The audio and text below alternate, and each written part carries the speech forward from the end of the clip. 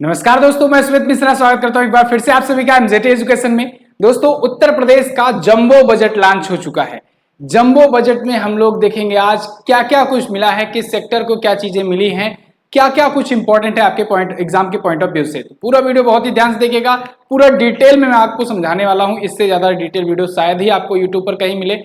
हर एक सेक्टर को हम लोग जानेंगे कि किसके लिए क्या कुछ है इस उत्तर प्रदेश के इस बजट में। तो बिना देर करते हुए दोस्तों शुरू करते हैं वीडियो। एक रिक्वेस्ट है, वीडियो को लाइक और शेयर जरूर कर देना। चैनल पर नए आए हो चैनल को सब्सक्राइब कर लो ऐसे ही यूजफुल कंटेंट पाने के लिए। तो यहां पर आप देख पाएंगे दोस्तों, ये है वित्त मंत्री सुरेश खन्ना जी। उत्तर प्रदेश के वित्त मंत्री हैं सुरेश खन्ना जी। इन्होंने ही बजट पेश किया। इस बार का जो बजट था ये भी डिजिटल बजट था दोस्तों। पिछली बार की तरह इस बार भी यूपी सरकार ने डिजिटल बजट पेश किया।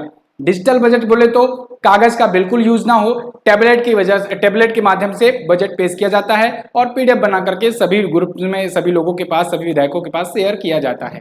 ठीक है, तो क्या होता है कि जब पेपर वाला बजट होता था तो जो वहां का सचिवालय में दोस्तों जो छपाई मशीन होती है उसका बड़ा यूज करना पड़ जाता था, बहुत सारे कागज बर्बाद होते थे। अब आप सोचो जितने लोग हैं सभी के पास जब अगर कॉपी भेजी जाएगी बजट की, ठीक है, डिस्कशन करने के लिए, तो कितनी ज्यादा प्रतियां उसकी छापने पड़ेगी। लेकिन जब से ये डिजिटल बजट आया है तो बिल्कुल भी कागज का इस्तेमाल नहीं किया गया है। तो ये एक प्रकार से एक संदेश दिया जाता है, ठीक है, कि ऐसा कर रहे हैं जिससे डिजिटलाइजेशन को भी बढ़ावा मिल रहा है और कागज की बचत हो रही है, पर्यावरण भी हमारा सुरक्षित रह रहा है। क्योंकि कागज जो है एट द एंड ये पेड़ों से ही बनाए जाते हैं और फिर जब पेड़ों की रक्षा हो, कागज की रक्षा होगी, बचत होगी, तो पेड़ों की भी बचत होगी। यहाँ पर बात करेंगे दोस्तों, सुरेश खन्ना ने बजट कितने का पेश किया। तो दोस्तों अभी तक का सबसे बड़ा यूपी का बजट आया हुआ है, 6.15 लाख करोड़ का यूपी का बजट है। पिछली बार से 11.86% ज्यादा का बजट है पिछली बार की अपेक्षा अगर बात करें हम लोग।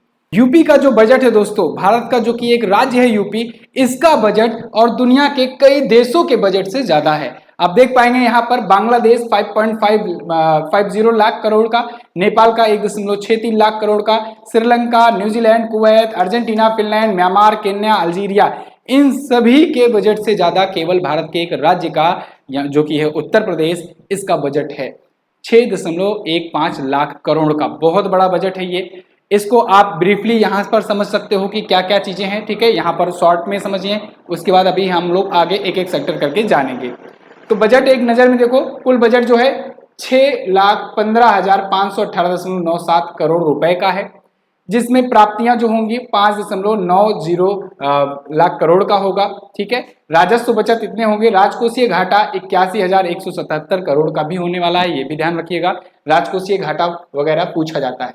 ये पैसे आएंगे कहाँ से? कि ये धन दोस्तों जीएसटी के माध्यम से स्टोर किए जाएंगे और आबकारी शुल्क लिया जाएगा ठेका वाला, ठीक है, स्टाम्प और पंजीकरण से, वाहन कर से, यानी जनता के जो टैक्स होते हैं दोस्तों, जो टैक्स पेयर होते हैं, उन्हीं का धन तो है ये। तो जीएसटी के माध्यम से उत्तर प्रदेश सरकार 1,24,477 करोड़ रुपए इकट्ठा करेगी। आबकारी शुल्क के माध्यम से 49,000 करोड़ पैसे इकट्ठे होंगे। स्टाम्प एवं पंजीकरण 29,000 करोड़ रुपए और वाहन कर से 10,000 करोड़ रुपए इकट्ठे होंगे। बाकी राजस्व घाटा होगा। ठीक है, इस प्रकार से बजट डिजाइन किया गया है। अब हम लोग बात करेंगे दोस्तों कि यूपी में जो योगी सरकार जब से आई हुई है तब से इसका बजट कैसे कैसे बढ़ता गया है, क्या क्या इसका क्राइटेरिया रहा है। 2017-18 में जब पहली बार बजट पेश हुआ योगी आदित्यनाथ का, तब 3,84,000 करोड़ का था। उसके बाद 10.87% की वृद्धि देखी गई थी, जिसमें 2018-19 में 4.28 लाख करोड़ का, 2019-20 में 4.79 लाख करोड़ का, 2020-21 में 5.12 लाख करोड़ का, 2021-22 में 5.5 लाख करोड़ का और 2022-23 के बजट के लिए 6.15 लाख करोड़ का बजट आया है। कितनी प्रतिशत की वृद्धि हुई है? 11.86%। ये पूछा जाता है लास्ट वाली लाइन, तो आप जरूर याद रखेंगे। पिछली बार का भी बजट आप याद रखेंगे कितना था। क्लियर इतना? चलिए अब हम लोग ग्राफिक्स के माध्यम से समझेंगे और जानेंगे कि क्या क्या सेक्टर, कौन कौन से सेक्टर हैं जहां पर कितना रुपए खर्च करेगी योगी सरकार। तो दोस्तों प्रधानमंत्री आवास योजना के तहत ग्रामीणों के लिए 7,000 करोड़ रुपए की व्यवस्था की गई है और मुख्यमंत्री आवास योजना के तहत 508.63 करोड़ रुपए की व्यवस्था की गई है। चिकित्सा और शिक्षा के क्षेत्र में अगर बात करें तो पंडित दीनदयाल उपाध्याय राज्य कर्मचारी कैशलेस चिकित्सा योजना के लिए 50 करोड़ रुपए, माननीय अटल बिहारी वाजपेयी चिकित्सा विश्वविद्यालय लखनऊ की स्थापना की जाएगी, 100 करोड़ रुपए इस पर भी धनराशि खर्च की जाएगी। इसके बाद ग्राम्य विकास विभाग में अगर बात करें तो श्यामा प्रसाद मुखर्जी रूरबन मिशन योजना के लिए 155.60 करोड़ रुपए की व्यवस्था है। ठीक है, प्रधानमंत्री ग्रामीण सड़क योजना में 7,373 करोड़ रुपए की व्यवस्था की गई है। अभी आप बस देखते जाओ, अभी आपको और ज्यादा डिटेल में बताने वाला हूं। ठीक है, ग्राम्य विकास विभाग में ही दोस्तों लोक कल्याण संकल्प पत्र 2022 के क्रम में मनरेगा योजना के अंतर्गत 15,463 तालाबों का और 5,882 खेल मैदानों का चयन किया गया है। यानी मनरेगा सेक्टर को भी काफी अच्छा खासा मनी दिया जाएगा, मनरेगा सेक्टर को भी बढ़ावा मिलेगा, जिससे रोजगार को भी बढ़ावा मिलेगा। राष्ट्रीय ग्रामीण आजीविका मिशन के अंतर्गत विभिन्न घटकों के लिए 3,155 करोड़ रुपए की व्यवस्था प्रस्तावित करी गई है। और वहीं ग्रामोद्योग स्वरोजगार योजना के अंतर्गत 800 इकाइयों की स्थापना की जाएगी और 16,000 लोगों को स्वरोजगार उपलब्ध कराए जाएंगे। ओके, इसके बाद देख पाएंगे आप यहाँ पर शॉर्ट में लिखा गया है, शॉर्ट में चीजें हैं, ब्रीफली आप देख सकते हो। इंग्लिश वाले स्टूडेंट्स के लिए ये चीजें हैं। 18,561 करोड़ जो है कंस्ट्रक्शन में, 695 करोड़ जो है ये एक्विजिशन किया जाएगा land for 594 kilometre 6 lane Ganga expressway के लिए। ठीक है, गंगा एक्सप्रेसवे के लिए 1500 करोड़ जो है दोस्तों ये टेबलेट्स बांटे जाएंगे। 1500 करोड़ रुपए इसके लिए किए गए हैं, जो मेधावी छात्र होंगे उनको। 1,000 करोड़ रुपए chief ministers minor irrigation scheme के तहत। ठीक है, और इसके बाद 1444 करोड़ रुपए मेट्रो प्रोजेक्ट्स के लिए कानपुर, वाराणसी, गोरखपुर और आगरा मेट्रो के लिए किया जाएगा। 749 crore development of amenities and the approach road to Ayodhya temple, Ayodhya मंदिर के लिए किया जाएगा। 650 करोड़ जो है ये फार्मर्स एक्सीडेंट वेलफेयर स्कीम है, यानी कृषक बीमा योजना के तहत। 500 करोड़ रुपए developing industrial corridor along green field express way को बनाने के लिए। 100 करोड़ रुपए दोस्तों महाकुंभ मेला के लिए, जो कि 2025 में होगा। 177 crore expansion to approach road from bank of Ganga to Kashi Vishwanath Dham Varanasi, Ganga to Kashi Vishwanath Dham के लिए ये किया जाएगा। 40,000 करोड़ रुपए टारगेट रखा गया है कि गवर्नमेंट जो है ये अट्रैक्ट करे investment in the IT and electronic sector. 40,000 crore रुपए अट्रैक्ट करे, यानी कि इसको मिले। ठीक है, यहाँ का इन्वेस्टमेंट ये अट्रैक्ट कर सके, जो इन्वेस्टर्स होते हैं उनको अट्रैक्ट कर सके। अब यहाँ पर हम लोग जानेंगे एक एक चीजें डिटेल में। ठीक है, वीडियो दोस्तों बहुत इंपॉर्टेंट होने वाली है। कुर्सी की पेटी बांध लीजिए, कॉपी पेन ले लीजिए। किसी भी एग्जाम की आप अगर तैयारी कर रहे हो यूपी लेवल की, तो यहाँ से क्वेश्चंस आपको जरूर देखने को मिलने वाले हैं। तो योगी सरकार का 2.0 का ये पहला बजट है। 2.0 बोले तो दूसरा कार्यकाल जब से शुरू हुआ है उसका पहला बजट है। अब पहले बजट में इन्होंने वित्त मंत्री बनाया था सुरेश खन्ना को, और ये 6.15 लाख करोड़ रुपए का बजट पूरे 90 मिनट में भाषण में पढ़ करके ये खत्म किए और ये बजट इतना बड़ा लॉन्च किए। अब तक का राज्य का सबसे बड़ा बजट है। इससे पहले 2021-22 का 5.5 लाख करोड़ का था। उत्तर प्रदेश की इकोनॉमी दोस्तों टारगेट किया गया है कि $1 ट्रिलियन की इकोनॉमी बन जाए। ठीक है, ये भी टारगेट रखा गया है। और यानी 1 ट्रिलियन बोले तो 77 लाख, अभी 77.6 चल रहा है ना रेट डॉलर का, $1 बराबर, तो आप देख लेंगे 1000 करोड़। ये भी पेपरलेस बजट था, यानी पूरी तरीके से डिजिटल लॉन्च किया गया। एप्पल के कंप्यूटर पर, टैबलेट पे कहें हम लोग, लॉन्च किया गया था ये। रोजगार के लिए क्या क्या मिला, सबसे बड़ी बात आती है हम स्टूडेंट्स के लिए, ये रोजगार के लिए क्या क्या मिला। तो दोस्तों इसमें कहा गया है कि आईटी सेक्टर से 4 लाख रोजगार जनरेट किए जाएंगे। माध्यमिक शिक्षा में 40,000 टीचर्स की भर्ती करी जाएगी। युवाओं के लिए 1500 करोड़ का ऐलान किया गया है। और डिटेल में जानेंगे। सूचना और प्रौद्योगिकी एवं इलेक्ट्रॉनिक उद्योग नीति के तहत अगले 5 सालों में 40,000 करोड़ रुपए निवेश किए जाएंगे, इन्वेस्ट किए जाएंगे, जिससे 4 लाख युवाओं को रोजगार मिलने वाला है आईटी सेक्टर में। मुख्यमंत्री ग्रामोद्योग रोजगार योजना के तहत 2022-23 में 800 बिजनेस सेंटर्स खुलेंगे और इससे जो यंग एंटरप्रेन्योर्स हैं उनको बढ़ावा मिलेगा। साथ ही साथ 16,000 लोगों को नौकरी देने का भी लक्ष्य रखा गया है। वहीं माध्यमिक शिक्षा में दोस्तों जो टीचर्स होते हैं उसमें अब इंटरव्यू से चयन जो होता था उसको हटा दिया गया है। ये बड़ी न्यूज है। माध्यमिक शिक्षा में अब जो होता है वो टीचर्स की जो वैकेंसी होती है उसमें अब इंटरव्यू नहीं लिया जाएगा। 40,402 शिक्षकों की भर्ती कराई जाएगी। साथ ही में 7,540 नए पद भी सृजित किए जाएंगे। नए पद आएंगे तो यानी कि नई वैकेंसीज इसके लिए आएंगी। 3,000 नर्सों को राजकीय मेडिकल कॉलेजों और अस्पतालों में नियुक्ति दी जाएगी। ये राजकीय वाला होगा। इसके अलावा 10,000 से ज्यादा नए पदों पर 2022-23 में भर्ती होगी, ये मेडिकल सेक्टर में हुआ, ठीक है। टीचिंग सेक्टर, मेडिकल सेक्टर और आईटी सेक्टर आपने देखा। इसके बाद युवाओं को और क्या मिलेगा? तो दोस्तों जो छात्र छात्राएं हैं, खास करके मेधावी छात्र छात्राएं, तो 5 सालों में 2 करोड़ ऐसे स्मार्टफोन और टैबलेट बांटे जाएंगे। इसमें यह भी कहा गया है कि यूपीएससी की जो लोग प्रिपरेशन कर रहे हैं, जो छात्र छात्राएं, तो उसमें टॉप 100 रैंक के अंदर जो भी आती हैं, टॉप 100 जो होती हैं, टॉप 100 रैंक नहीं बोलेंगे हम, टॉप 100 जो छात्राएं होती हैं उनको मिलेगा टैबलेट। इसके अलावा जो एससी और एसटी कास्ट की हैं, वो अगर ऐसी टॉप 100 छात्राएं हैं यूपीएससी की प्रिपरेशन करने वाली, यूपीएससी का क्वालिफाई करने वाली, उनको भी मिलेगा।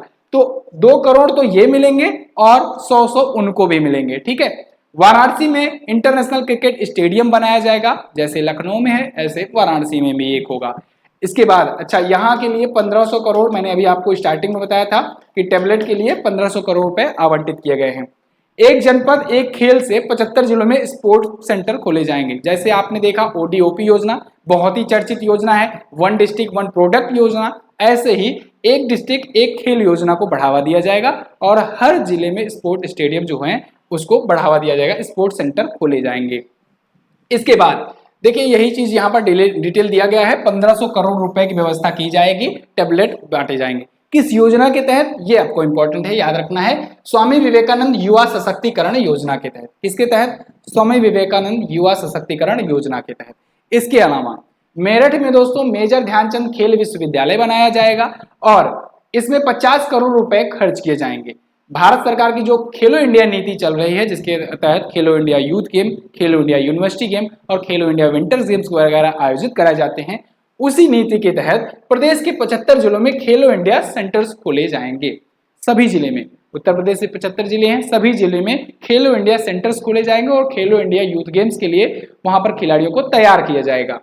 सभी 18 मंडल में दोस्तों मुख्यालयों में मुख्यमंत्री अभ्युदय योजना का संचालन किया जाएगा। मुख्यमंत्री अभ्युदय योजना क्या है? इसके तहत दोस्तों फ्री में आईएएस, नीट, जेईई जैसे बड़े एग्जाम्स की प्रिपरेशन कराई जाती है, बिल्कुल फ्री में, ठीक है। तो इसका तो अभी तो 18 मंडल में चल ही रहा था, ये तो पहले से ही था। इसके बाद इस योजना का विस्तार किया जाएगा और 18 मंडल से बढ़ा करके यूपी के सभी 75 जिलों में ये किया जाएगा। यानी सभी के सभी 75 जिलों में दोस्तों अब ये अभ्युदय कोचिंग योजना शुरू होने वाली है। महिलाओं को क्या मिलेगा? महिलाओं को दोस्तों, महिलाओं के लिए लखनऊ, गोरखपुर, बदायूं, यहाँ पर पीएसी बटालियन सेंटर बनाए जाएंगे। सुरक्षा के लिए 6 जिलों में 523 करोड़ रुपए का काम किया जाएगा। महिला सशक्तिकरण के लिए 20 करोड़ रुपए खर्च किए जाएंगे। बेटी बचाओ बेटी पढ़ाओ योजना के तहत यूपीएससी 2018 की जो 100 टॉपर छात्राएं होंगी, और जैसे कि मैंने अभी आपको बताया शुरुआत में, और जो 100 टॉपर एससी एसटी की छात्राएं होंगी, इनको दोस्तों मिलेगा टैबलेट फ्री में, लैपटॉप दिया जाएगा। यहाँ पर आप करेक्ट कर लीजिएगा, इनको लैपटॉप मिलेगा। यहाँ पर आप रैंक नहीं देखेंगे, मतलब कि टॉप से 100 यूपी की छात्राओं को मिलेगा ही मिलेगा, उनकी रैंक चाहे 500 हो या 600 हो, ठीक है। इसको आप नहीं सोचेंगे ऐसा कि अगर टॉप 100 रैंक वाले जो होंगे यूपीएससी में उन्हें मिलेगा, नहीं, टॉप 100 मेधावी छात्राओं को और अलग से टॉप एससी एसटी की छात्राओं को मिलेगा लैपटॉप, ठीक है। सूक्ष्म एवं लघु उद्योग क्षेत्र में, यानी कि micro small and medium enterprises में सेक्टर में महिलाओं की सुरक्षा एवं सशक्तिकरण और कौशल विकास के लिए 20 करोड़ रुपए दिए जाएंगे, खर्च किए जाएंगे। आंगनबाड़ी कार्यकर्तियों को बेहतर काम के लिए प्रेरित करने के मकसद से सितंबर 2021 से इनकी सैलरी जो मिलती थी, वो उसमें 1500 रुपए इंक्रीज कर दिया जाएगा।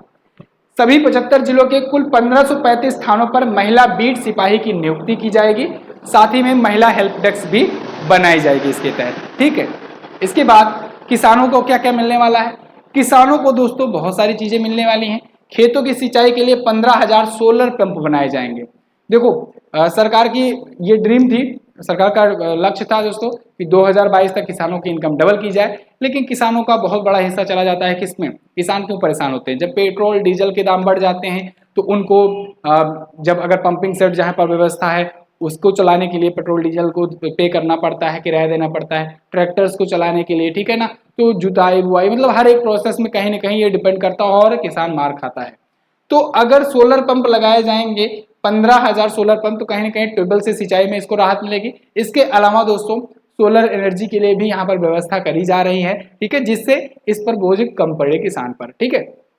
एक और उसके बाद भी खादों का भी वितरण मुफ्त में किया जाएगा। 119.3 लाख मीट्रिक टन उर्वरक का, यानी खाद जो होते हैं रासायनिक उर्वरक, उनका वितरण किया जाएगा। 34,000 राजकीय नलकूप और 352 नहरों में फ्री सिंचाई की व्यवस्था की जाएगी, यानी सिंचाई का चार्ज इनको नहीं देना पड़ेगा। देखिए, अगर किसानों की दुर्घटना में मौत हो जाती है तो दोस्तों जो कृषक बीमा योजना होती थी, इसके तहत उनके परिवार वालों को 5 लाख रुपए दिए जाएंगे, और ये तो पहले से भी दिया जाता था, लेकिन इस योजना के लिए 650 करोड़ रुपए रखे गए हैं रिजर्व। सिंचाई के लिए गांवों में सरकारी सोलर पंप लगाए जाएंगे। साल 2022-23 में 15,000 सोलर पंप लगाए जाने की व्यवस्था है। 60.2 लाख क्विंटल फ्री बीजों का वितरण किया जाएगा, फ्री में बीज भी दिया जाएगा, इसके अलावा उर्वरक भी दिया जाएगा। कितना उर्वरक? 119.3 लाख मीट्रिक टन, यानी कि 11,903 लाख क्विंटल उर्वरक बांटा जाएगा। 34,307 राजकीय नलकूप, 252 छोटी डाल नहरों के जरिए किसानों को फ्री में सिंचाई की व्यवस्था कराई जाएगी। मुख्यमंत्री लघु सिंचाई योजना के जरिए 1,000 करोड़ रुपए की व्यवस्था करी गई है। अब बात आती है एमएसपी पर। जो मिनिमम सपोर्ट प्राइस होता है दोस्तों, वो धान और गेहूं के लिए कितना रखा गया है। देखो, धान कॉमन का न्यूनतम, जो कॉमन धान होते हैं उनके लिए न्यूनतम समर्थन मूल्य जिसे कहते हैं MSP, maximum minimum support price, इस पर 1940 रुपए प्रति क्विंटल रखा गया है। धान ग्रेड ए का, जो उच्च कोटि का जो धान होगा, उसके लिए एमएसपी जो है वो 1960 रुपए प्रति क्विंटल रखा गया है, बहुत ज्यादा डिफरेंस नहीं है। इसके बाद गेहूं का एमएसपी जो है वो 2015 रुपए प्रति क्विंटल रखा गया है। ये एमएसपी है। एमएसपी होता क्या है आपको पहले भी बताया गया है, फिर से जान लो शॉर्ट फॉर्म में दोस्तों। मिनिमम सपोर्ट प्राइस होता है, यानी कि मिनिमम इतने रुपए में जो किसान है उनसे अनाज सरकार खरीदती है सरकारी गोदामों के लिए, ठीक है। यानी कोई अगर कहीं नहीं बेच पा रहा है तो आओ सरकारी गोदाम के पास बेच दो। अगला, स्वास्थ्य विभाग को क्या मिलेगा। तो स्वास्थ्य विभाग को दोस्तों राष्ट्रीय ग्रामीण स्वास्थ्य मिशन योजना के लिए 10,547 करोड़ रुपए, 14 नए मेडिकल कॉलेज के लिए 2100 करोड़ रुपए आवंटित किए गए हैं। 14 जिलों में 14 नए मेडिकल कॉलेज खोले जा रहे हैं। आशा कार्यकर्ताओं के लिए 300 करोड़ रखे गए हैं। हो सकता है इनमें इनकी भी सैलरी फिक्स की जाए, मानदेय फिक्स की जाए, या फिर और इंक्रीज भी किया जाए। आयुष्मान भारत मुख्यमंत्री जन आरोग्य योजना के लिए 250 करोड़ रुपए की व्यवस्था करी गई है। आयुष्मान भारत मुख्यमंत्री जन आरोग्य योजना के लिए, ठीक है। इसके अलावा प्रधानमंत्री मातृत्व वंदना योजना जो है, वय वंदना योजना, इसके लिए 320 करोड़ 7 लाख रुपए की व्यवस्था करी गई है। और 15वें वित्त आयोग के अधीन विभिन्न योजनाओं के लिए 2,908 करोड़ रुपए की व्यवस्था भी करी गई है, रिजर्व रखा गया है। स्वशासी राज्य चिकित्सा जो महाविद्यालय हैं उनके लिए भी 50,000 करोड़ रुपए, और नर्सिंग कॉलेज जो है उनकी स्थापना करी जाएगी और उसके लिए 25 करोड़ रुपए की व्यवस्था की गई है। लखनऊ में दोस्तों एक अटल बिहारी वाजपेयी चिकित्सा विश्वविद्यालय खुलेगा, इसके लिए 100 करोड़ रुपए रिजर्व रखे गए हैं। गांव शहर को क्या मिलेगा। गांव और शहर के लिए दोस्तों शहरों की सफाई पर 1353 करोड़ रुपए खर्च किए जाएंगे। बाबूजी कल्याण सिंह ग्राम उन्नति योजना से गांव जगमगाए जाएंगे, ठीक है। और केंद्रीय और राज्य स्मार्ट सिटी पर 2210 करोड़ रुपए खर्च किए जाएंगे। थोड़ा सा यहाँ पर डिटेल में देख लो। देखो, ये इंपॉर्टेंट पॉइंट है, ये वन लाइनर टाइप में है, बहुत ज्यादा इसमें है। हर घर नल योजना के तहत दोस्तों साफ पानी के लिए अमृत योजना पर 2000 करोड़ रुपए खर्च किए जाएंगे। अमृत योजना जो पहले से चल रही थी इस पर 2200 करोड़ रुपए खर्च होंगे। प्रधानमंत्री आवास योजना शहरी के लिए 10,127 करोड़ और 61 लाख रुपए, और वहीं नगर निकायों में इंफ्रास्ट्रक्चर सुविधाओं के लिए 550 करोड़ रुपए। महाकुंभ मेला जो होने वाला है 2025 के लिए, इस पर 100 करोड़ रुपए की व्यवस्था की जाएगी। दीनदयाल उपाध्याय, पंडित दीनदयाल उपाध्याय आदर्श नगर ग्राम पंचायत योजना, ये सभी योजनाएं हैं दोस्तों, इनको याद रखना है, यूपी की योजनाएं हैं। इस योजना के लिए 200 करोड़ रुपए की व्यवस्था की जाएगी। मुख्यमंत्री नगरीय अल्प विकसित और मालिनी बस्ती योजना के लिए 215 करोड़ रुपए। प्रधानमंत्री ग्रामीण आवास योजना के लिए 7,000, शहरी आवास योजना के लिए 2200 करोड़ और ग्रामीण आवास योजना के लिए 7,000 करोड़ रुपए खर्च होंगे। मुख्यमंत्री ग्रामीण आवास योजना पर 508 करोड़ रुपए। मनरेगा से 15,463 तालाबों और 5,882 खेल मैदानों को तैयार किया जाएगा, जिससे मनरेगा वाले में काम करने वाले जो कर्मचारी हैं उनको भी, थोड़ा सा मजदूर हैं, उनको अच्छा मौका मिलेगा। गांव की सड़कों के लिए 7,373 करोड़ रुपए की व्यवस्था करी गई है। अब बात आती है सिक्योरिटी, विमेन सिक्योरिटी, और पब्लिक सिक्योरिटी, आर्म सिक्योरिटी, इनको क्या क्या मिलेगा, इनके लिए क्या व्यवस्था की गई है। तो दोस्तों 5 नए एटीएस सेंटर्स बनाने का ऐलान किया गया है। एटीएस बोले तो एंटी टेररिज्म स्क्वाड। तो ये जो आतंकवादी निरोधी दस्ता दल होता है, तो जो ये देखता है कि आतंकवादी गतिविधियां ना होने पाए, ठीक है, उनकी जांच करता है, वो ऐसे 5 नए एटीएस सेंटर खोले जाएंगे। यूपी 112 के लिए, जो यूपी 112 है, उसके लिए 730 करोड़ रुपए खर्च किए जाएंगे, यानी कि इसमें भी सुविधाएं या टेक्नोलॉजी को और ज्यादा बिल्ड किया जाएगा, इसमें और ज्यादा टेक्नोलॉजी से लैस किया जाएगा, हो सकता है और ज्यादा इसके तहत गाड़ियां बढ़ाई जाएं। थानों की सुरक्षा और हथियारों की खरीद के लिए 250 करोड़ रुपए रखे गए हैं, यानी नए नए टेक्नोलॉजी के हथियार और इक्विपमेंट खरीदे जाएंगे। पुलिस विभाग को क्या मिला, तो पुलिस विभाग में दोस्तों थानों की सुरक्षा, जैसे मैंने आपको बताया, 250 करोड़ रुपए। आवासीय भवन बनाए जाएंगे 800 करोड़ रुपए, ठीक है। आवासीय भवन बोले तो जब पुलिस अधिकारियों की या कर्मचारियों की नियुक्ति होती है तो फिर उनको आवास भी प्रोवाइड कराए जाते हैं, तो ऐसे आवासीय भवनों के लिए 800 करोड़ रुपए दिए जाएंगे। यूपी एसएसएफ के लिए 276.66 करोड़ रुपए खर्च किए जाएंगे। यूपी एसएसएफ, ये एक नया टर्म है, इसको याद रखिएगा। यूपी एसएसएफ का सृजन किया जाएगा, यानी कि Uttar Pradesh special security forces, special security forces का गठन किया जाएगा। जैसे कि दोस्तों आप लोग देखते हो कि केंद्र में बहुत सारी स्पेशल सिक्योरिटी फोर्सेस आपको देखने को मिल जाती हैं, ठीक है ना। एनएसजी है, उसके बाद फिर प्रधानमंत्री के लिए है, ठीक है, स्पेशल टास्क फोर्स, तो और भी ऐसे बहुत सारे आपको देखने को मिल जाएंगे, कोबरा बटालियन, बहुत सारी चीजें। ऐसे ही यूपी में स्पेशल टास्क फोर्स को ऑपरेट करने के लिए एक नई प्रकार की भर्ती शुरू की जा रही है, यूपी एसएसएफ, यूपी उत्तर प्रदेश स्पेशल सिक्योरिटी फोर्सेस। इसके लिए 276 करोड़ रुपए खर्च किए जाएंगे। नए जिलों में पुलिस लाइन के लिए 65 करोड़ रुपए, 65.7 करोड़ रुपए खर्च किए जाएंगे। धर्म के लिए क्या किया जाएगा, योगी सरकार है भाई, धर्म पर भी ध्यान देगी। यहाँ पर काशी विश्वनाथ और गंगा दर्शन के लिए 500 करोड़ रुपए, शुरुआत में मैंने आपको बताया। यहाँ पर रोड की व्यवस्था, कॉरिडोर व्यवस्था और अच्छे की जाएगी।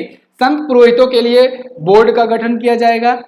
राम मंदिर और अयोध्या धाम मार्ग को 300 करोड़ रुपए मिलेंगे, इसको और अच्छा बनाने के लिए। इसके अलावा अयोध्या में सूरज कुंड के विकास के लिए दोस्तों 140 करोड़ रुपए की व्यवस्था की गई है। आगरा मेट्रो रेल परियोजना के तहत 597 करोड़ रुपए का बजट रखा गया है।